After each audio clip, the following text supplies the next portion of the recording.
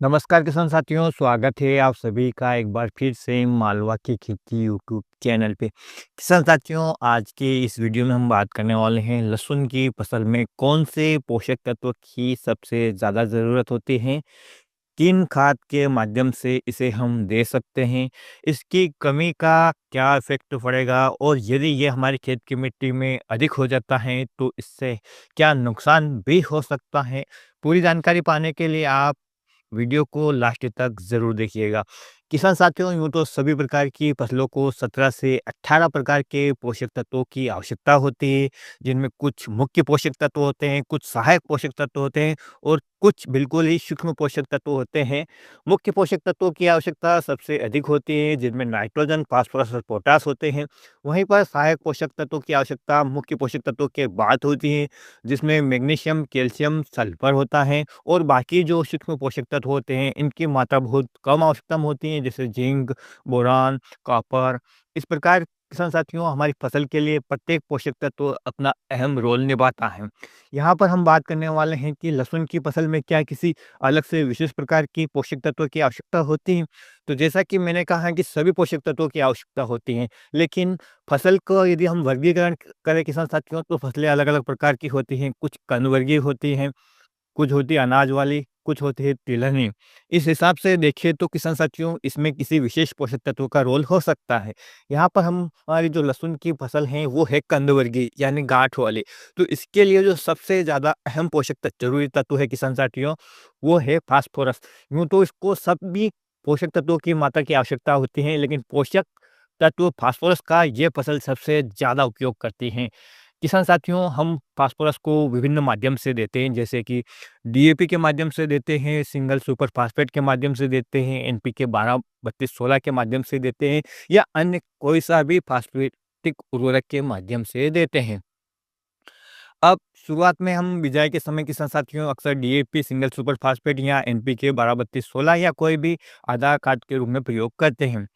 लेकिन किसान साथियों, जैसा कि आप जानते हैं कि जो फास्फोरस उर्वरक हैं ये बहुत ही कम घुलता है और इसको घोलने के लिए हम हमारी फसल में ह्यूमिक एसिड का भी प्रयोग करते हैं, माइकोराज़ा का भी प्रयोग करते हैं और एनपीके बैक्टीरिया का भी प्रयोग करते हैं, क्योंकि ये जो सभी प्रकार के प्रोडक्ट हैं किसान साथियों, ये हमारे खेत में पड़े हुए, मिट्टी में पड़े हुए फास्फोरस को घुलनशील अवस्था में लाते हैं ताकि हमारी फसल को अच्छे से अवेलेबल हो सके। लेकिन किसान साथियों, कई बार क्या होता है कि इस फास्फोरस का हमें रिजल्ट भी नहीं मिलता। कई बार फास्फोरस जो घुलनशील अवस्था में है, वो अधिक मात्रा में भी हमारे खेत में हो जाता है। तो उसका नतीजा ये होता है कि जब फास्फोरस अधिक मात्रा में घुलनशील अवस्था में खेत में आ जाता है, तो हमारे अन्य सूक्ष्म पोषक तत्व हैं, उनका अपटेक फसल नहीं कर पाती हैं और इतना सारा खाद देने के बाद भी किसान साथियों, हमारी फसल में पीलापन हमें दिखाई दे सकता है। उसकी ग्रोथ है, वो जो है रुकी हुई दिख सकती हैं। तो हमें सभी उर्वरक का लिमिटेड मात्रा में ही प्रयोग करना है। ऐसा नहीं है कि फास्फोरस की अधिक मात्रा में आवश्यकता है तो आपने डीएपी के या एनपीके 12-32-16 के अधिक पैदावार के लिए कट्टे के कट्टे खाली कर दिए। आपकी फसल को जितना ज़रूरत होगी वो उतना ही लेगी। अधिक मात्रा में आपने डाला तो आपकी फसल को भी नुकसान होगा, आपकी खेत की मिट्टी भी खराब होगी, आपकी लागत भी आएगी, आपकी फसल की पैदावार भी कम होगी। यानी जितने चाहिए उतना ही ज़रूरत है, अति हर चीज़ की बुरी होती है। तो यहाँ फास्फोरस की मात्रा भी अधिक हो जाती है, तो उसका नुकसान मैंने आपको बताया है।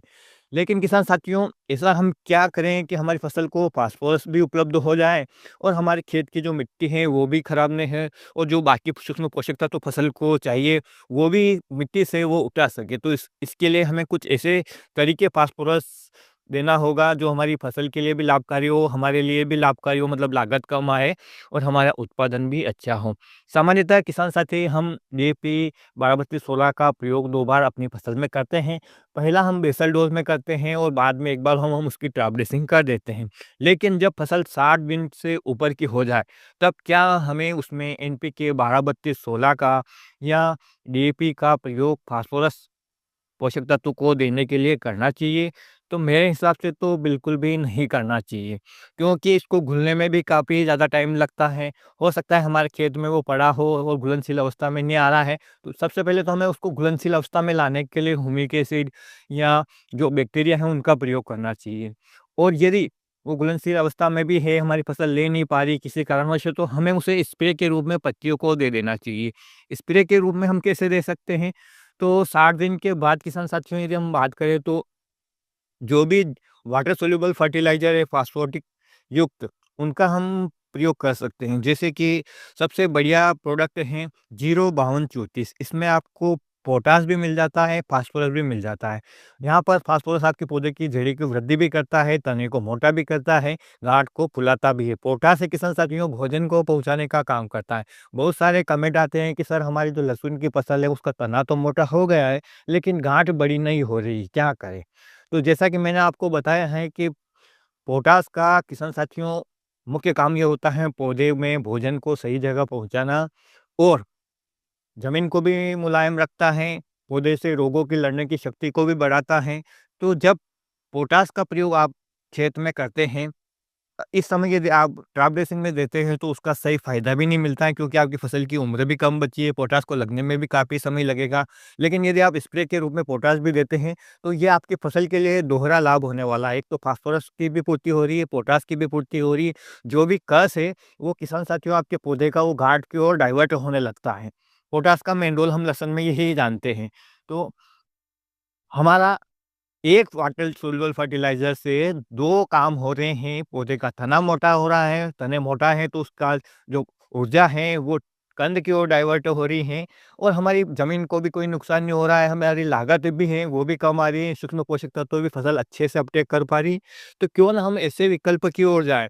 यहाँ पर हम यदि बहुत सारे किसान भाई ऐसे कमेंट करते हैं कि मेरी फसल है 80 दिन की हो गई, क्या मैं इसमें म्यूरेट ऑफ पोटाश डाल सकता हूँ? क्या डीएपी डाल सकता हूँ? क्या कौन-सा खाद डालूँ? तो किसान साथियों, आपको एनपीके के जो भी खाद देने हैं 60 दिन से पहले पहले दे दीजिए। नाइट्रोजन, फास्फोरस, पोटाश का प्रयोग आप यदि ग्रेन्युअल्स रूप में करना चाहते हैं, दानेदार रूप में करना चाहते हैं, तो 60 दिन से पहले की अवस्था में उनका प्रयोग कर लीजिए। 60 दिन की अवस्था के बाद किसान साथियों 90 दिन से 100 दिन की अवस्था तक आप मैग्नीशियम, कैल्शियम, सल्फर का प्रयोग कर सकते हैं।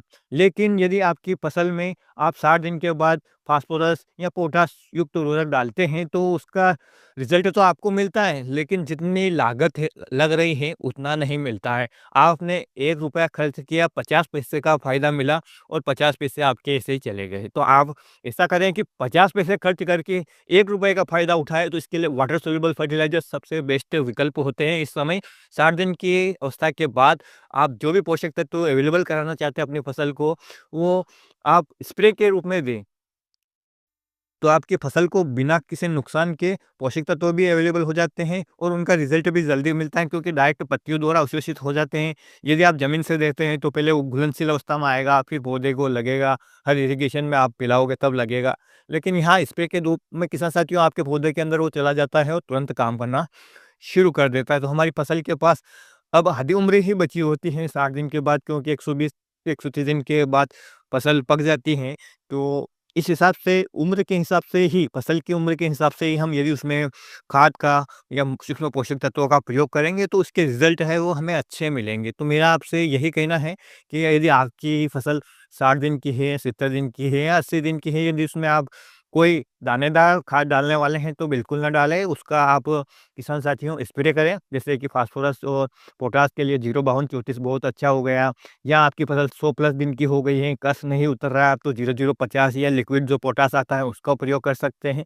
इस प्रकार से हमें फसल की ज़रूरत के हिसाब से, उसकी उम्र के हिसाब से ही उसमें पोषक तत्वों की पूर्ति करना है, और लागत भी नहीं बढ़ाना है, और खाद भी ऐसे प्रयोग करना है कि फसल को उसका फ़ायदा मिले। केवल अपने मन को संतोष देने के लिए आप 2-4 कट्टे उड़ाओगे, आपको फ़ायदा मिलेगा नहीं मिलेगा पता नहीं है, वो आप कहोगे यार मैंने खाद डाला, मुझे रिज़ल्ट नहीं मिला, तो कहाँ से मिलेगा भई, जब खाद लगने में इतना समय लगता है। आज ये यूरिया नहीं है जो आज आपने डाला और कल उसका रिज़ल्ट मिल जाएगा। फास्फोरस और पोटाश हमेशा शुरुआत में ही देना चाहिए, या फसल की जब वो वेजिटेटिव ग्रोथ हो रही है उस समय तक आप दे सकते हैं। उसके बाद तो इनका रिज़ल्ट बहुत ही कम मिलता है, कई बार मिलता है, कई बार नहीं मिल पाता है। तो आप अपने विवेक से निर्णय लें किसान साथियों। तो इस प्रकार से हम अब छोटी-छोटी बातों का ध्यान रखकर अपनी फसल की एक तो लागत कम कर सकते हैं, और दूसरा हम उससे फ़ायदा अधिक ले सकते हैं, उसकी पैदावार अधिक ले सकते हैं।